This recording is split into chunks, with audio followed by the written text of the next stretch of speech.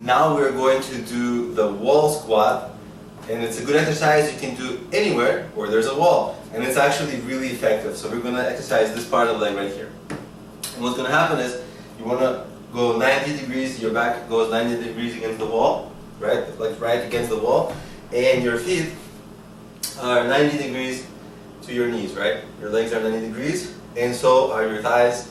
It's all 90-degree angle here. Your knees do not pass your toes, okay? And try to see if you can, and your back is straight. And the more straight your back is, the more you lean against the wall, the more isolated your legs become, and you're training this entire muscle. And you'll really feel it pop. Like I'm actually feeling it pop as I'm talking and as I'm doing it. And it might not seem difficult because you're getting support from the wall, but really the wall is taking kind of taking pressure off your other muscles so that these muscles are isolated. And I feel myself sliding down a little bit, so I have to keep up with exactly these muscles.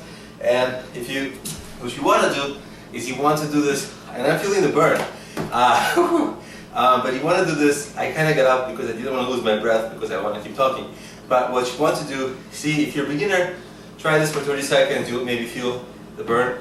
And you can see I'm already out of breath. This is just basic exercise that you really don't even move. And if you get better at this, you start going over a minute, especially if you're competing with someone, you don't want to be the first one to get up. You can go a minute 30, but then you'll feel your knees, like your muscles be like shake, from fatigue. So this is a cool exercise I like. It's one of my favorites.